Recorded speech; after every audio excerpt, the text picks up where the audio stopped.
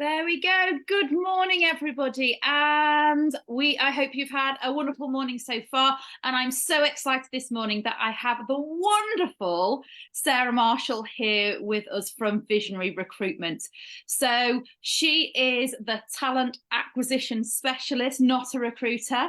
And I'm just going to tell you a little bit of her bio. I'm just going to explain her bio before we get into those quick fire questions.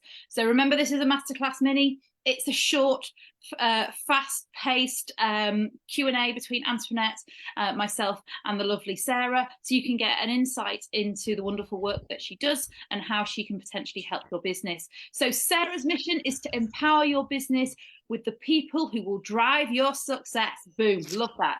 She's not just a recruitment expert, she's your partner in building a thriving team. And always remember, she's here to make the hiring journey enjoyable, because finding the right talent should be a delight, not a disaster. Welcome, Sarah. And so, for the oiks like me who've heard that blurb and gone, that sounds impressive, what does Recruiter actually do? And why on earth do business owners need one? Recruiters have very many hats. However, a good recruiter should be able to find someone that can sit in that seat that you ideally need for your business. So say you've got a missing link somewhere, or potentially someone's gone and jumped ship to a different career, then I'm there to help them find the right person to fit within that seat to move the business forward. Business owners need one sometimes because they've got so much on as a business owner, and it could be a one-man band, or it could literally be a company of 100. It doesn't matter, but that person who needs to fill that seat has time and effort, doing other jobs, doing their actual main job. So I come and help that time, take the time, hassle and stress away from that person, and actually just hand pick out of all the people that I interview and give it to them on a platter. Woohoo! I have to say that sounds amazing. I've gone through 2 recruitment rounds in the last year, and it literally wipes out a month of my business, not just for me, but my number 2 as well. So food for thought. Absolutely. So Visionary Recruitment, my lovely. How did you start your business and why? So I had been in recruitment for 8 years already, so in a creative and marketing specialist that I loved working with. I was one of the top earners working in the freelance team. Unfortunately, the pandemic hit everyone, and I just returned back from maternity leave with she was 1 as the pandemic hit, literally that weekend of her birthday. And I was made furlough, so that was fine. Had a great second maternity leave, as I called it. Didn't see the coming. So I was made redundant in the July, and I sat on my sort of bench in the park where we was doing our 1-hour walks, and I just kind of said to myself, okay, I could go and stack shelves in Aldi. I'll do whatever I can to actually make money to keep the house over our head. However, I thought I'd probably do my own business and work for myself in the madness that a lot of people did during the pandemic. So I was one of those, entrepreneurs that launched in the pandemic. But what I really wanted to do was to try and make recruitment what it used to be. So I've been a recruiter for 8 years before that. I'd also been on the other side. I worked in a digital marketing agency, and I had recruiters coming at me all the time, and I could see the flaws. And I could see the things that we're doing differently. So yeah, I kind of created the agency to be, during the pandemic and even now, a best mate to people who needed to find a job.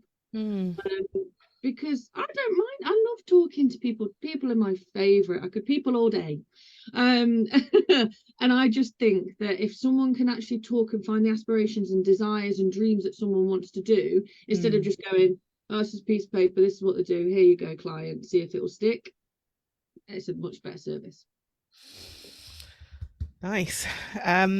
So what would you say are the most common challenges with the businesses or individuals that you work with? I would say the most common is, 1, availability of talent. So this is for businesses. So say you're working in, especially because of Brexit, construction area or manufacturing, that actually the lack of talent that is around at the moment, or lack of trained people, is a huge problem at the moment. So I'm trying to do, I've got some things working in the background that hopefully I'll be able to tell you about soon, that I'll be working with, to trying to empower people to get more into those hands-on tools and, you know, job roles. Individuals, sometimes the problems are that their confidence, especially if someone's been made redundant out of a role, that they've been in something that has been a security net for 5+ years, they have a confidence knock. And that really hinders them to see the light at the end of the tunnel of where they could actually be. And I try and help to build that up. I'm not a counsellor, I'm not anything like that, but I've been there. I've faced redundancies many times over my years, and also fought them. So I find a light. So I try and help the individuals do that as well, to say, actually, you're not done in this industry, but let's put you into a new role where you can thrive and go all that way. So that's the challenges. Confidence is a big thing, especially because it's a hard market. It always is. So yeah, that's the main challenges at the moment. Sorry, Lynsey, go on. Can I ask a cheeky side question? Do you see confidence differences between men and women? Oh, massively. Oh my gosh, yeah, but actually more so nowadays. It's a 50-50 split. Which is weird. So give it 4 years ago, there was always there was a lack of confidence in women. That has now risen up, and actually a lot of men are feeling confidence issues. I could give an example, if we've got time, of someone that was in I'd call it a dead end spot in a career that basically there was no one hiring for that career spec. So for his job spec, he was made redundant by a big agency, and he was like, I'm at a dead end here. I really don't know where I could take this. And I was like, look, we can keep going for these jobs that you've done previously. That's fine. However, and he was really shocked by it as well. But I could see something in him as a person, talking to him, as his aspirations, but also in his background that he'd done on a day-to-day basis. And I moved in completely in a new job role. So he went from a creative art worker straight into project management, but within the same sector, so within packaging, POS. But I could see it in him, and he's thriving. Wow. He couldn't believe how good it was, and he was like, I've been doing this all the time. It was a learning curve, obviously, because it was a new business. However, his confidence was shot through redundancy, and I have found a lot of it's a good 50-50 split now, that people, it doesn't really matter on the confidence. It's literally what their process has been to knock them. Interesting. That's really interesting post-pandemic as well, and how that's affected the jobs market out there and the people going into it. Yeah. So I want to talk to you next about superpowers. What is your professional superpower? I've been thinking about this. This is such a cheesy one. No, not cheesy question. My cheesy answer. I wear my heart on my sleeve, and I always have done. I always will do. And I think I say it's cheesy. I feel my superpower is my honesty. I'm sometimes too honest for my own good, which can lead me into trouble. However, it doesn't, because say if a business comes to me with what job they want, what job they want to fill, great, okay. I need to know the surrounding factors around that job, why it came about, who's supporting them, what's going on in that business. And then sometimes I do go, are you sure you actually need this? Because it doesn't sound to me that that's the role that you need to fill. So then I give them, and I'm not a business coach or anything like that. I don't want to do that, never. But because I've been around the market for a long time, and around the industries, I can see sometimes a bit of a gap that people are not necessarily filling. And if they've had struggles to fill it, then I tell them, and I tell them blatantly. Then whether they take that on. But also, yeah, I think it's just honesty, and I would rather be honest than not be able to tell someone what's going on or what I think the potential problem is. So yeah, I think my superpower is honesty. Whether it's good or not, I don't know. It depends on the receiver. Yeah, I love that. Definitely. I know somebody else is a little bit like that. I'm looking at you. I know. So we have a tradition, which I've nicked from Stephen Bartlett. I think that's okay. Which is that we ask the last guest to pose a question for the next guest. So it's a blind question coming up for you. So this question was from from Felice, who's a marketing strategist and was our guest last month. And when she posed this question, both Lynsey and I went, "Oh." So, Grace, here it is. If you won the lottery tomorrow, not millions though, just enough that you didn't need to work for the next 2 years, would you still run your business the way that you're currently running it? That is a good question. Yeah. Yeah. Oh. Because money in whatever happens within my career, whatever happens within my future, money will never change who I am. And I've always vouched for that. Even if I won the millions, I may not run the agency, I don't know, but I do something that because I enjoy my work. It wouldn't change the way I do anything. So yeah, I'd still run the agency as I am. That's pretty powerful. Thank you very much for that. Can I give a bit of context on that? Yeah, of course you can.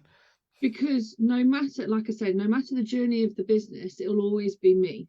It'll always be my baby, and it will always be me at the forefront. So I will always be the person that meets the new clients. I will always be the person that introduces, whether if the company grows into bigger, then that's great, but it will always be me that's the first face that they will see and the first face that they will talk to, because it's my representation of Visionary Recruitment Services. And I feel like if they weren't getting that personal service from me, what are they actually investing in?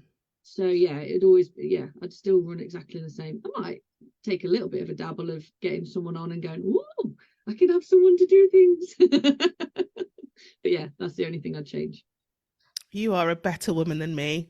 I'd pay someone £500,000 to be me while I send myself on my back in the Caribbean. That's what I'd be doing with my lottery winnings. Abdication. I'm fortunate I could work from the Caribbean, so I didn't say I wouldn't take myself off to work in the Maldives. Fair play. Lynn, sorry, you were about to say something. And I'm a split of both, so I'm definitely going to be in the Maldives as well. But, similar to you, people buy into Lynsey Harrison, who is fit for social, so again, there's that face there, there's that trust, there's that honesty. That's what they,